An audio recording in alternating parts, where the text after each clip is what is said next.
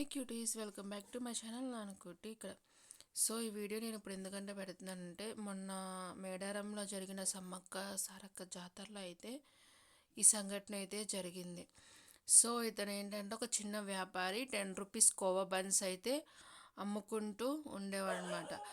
So అతన్ని అయితే ఆ కోవా బన్కి ఎక్స్పైర్ డేట్ ఎప్పుడు ఉంది, ఎప్పటి వరకు ఉంది, నువ్వైతే తింటావని చాలా అయితే ఇచ్చేశారు. మన దేశంలో ఉన్న దరిద్రం ఏంటంటే, ఇలాంటి చిన్న చిన్న వ్యాపారులు అయితే ట్రోల్ చేస్తారు. పెద్ద పెద్ద టెర్రరిస్టులు అయితే వదిలేసి ఏమంటారు. సో ఇతనైతే ఒక ముస్లిం అనమాట.